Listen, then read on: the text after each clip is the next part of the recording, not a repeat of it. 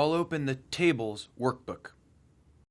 Let's convert this ordinary range into a table.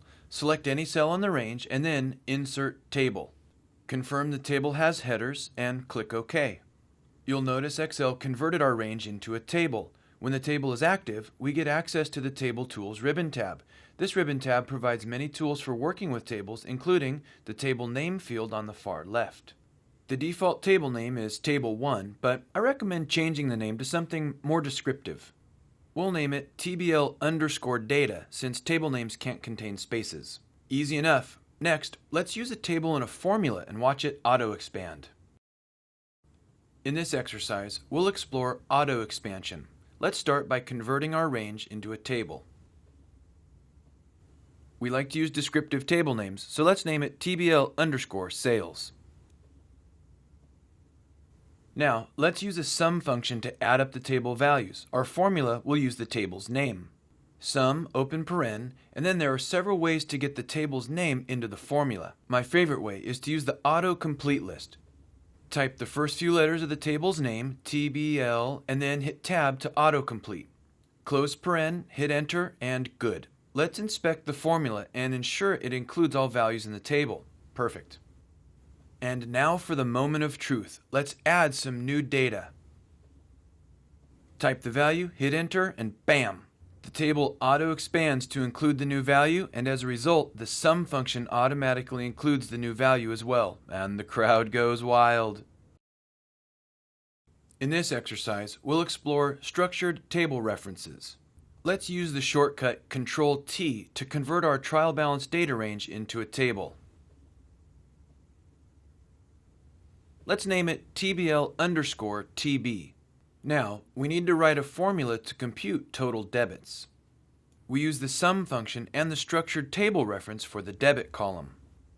Structured table references typically begin with the table's name, in this case TBL_TB.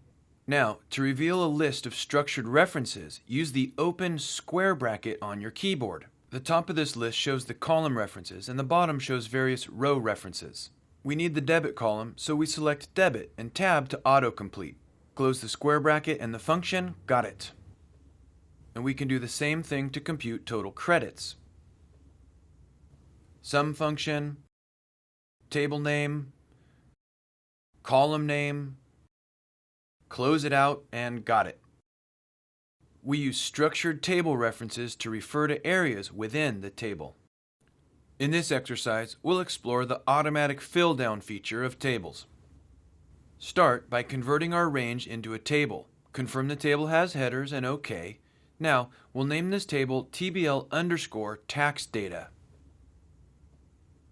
Next, let's name the cell that stores our tax rate assumption. Use the name box and enter T_rate. Let's write a formula to compute sales tax in the first table row. The formula is the amount, which is the value in the cell to the left, times our tax rate, the named reference T_rate. Hitting Enter will enter the formula, and due to the fill down feature of tables, Excel will automatically fill the formula all the way down. Bam! To finish out the workbook, let's write the total tax formula. We use the sum function and the structured table reference for the sales tax column.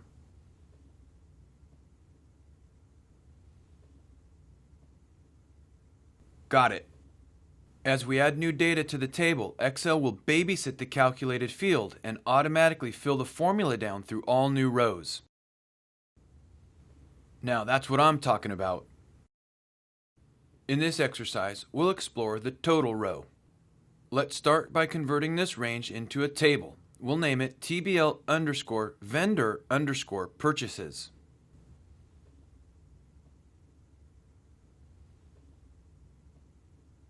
You'll notice the Table Tools Design ribbon tab has a bunch of fun stuff to check out. One of my favorite items is the Total Row checkbox. It allows us to turn a total row on or off at any time. In this exercise, we'll explore the column headers. Let's convert the range to a table, and let's name the table TBL_transactions. When the table is active, that is, when a cell within the table is selected, as we scroll down the worksheet, Excel replaces the standard worksheet column labels A, B, C with the table's header labels. This makes it easy to stay organized when working with large data sets. There are many additional options available in the Table Tools ribbon. Let's convert this range into a table named TBL_checks. As you can see, Excel provides many table options, including various table styles. We can change the table style to one of many built-in designs. We can add a total row and emphasize the last column, the first column, and select banded columns. Take your time and have fun exploring the various table tool options. Chapter Recap. I think you'll agree that Microsoft hit a home run when they developed the Tables feature. Tables are a great way to store data, and I use them all the time. This storage container is flexible and allows us to use all of the special properties discussed. Data stored in tables can be used pretty much anywhere in formulas, functions, pivot tables, and charts. Since they auto-expand as new data is added, they are great for recurring processes. This video is a production of Excel University.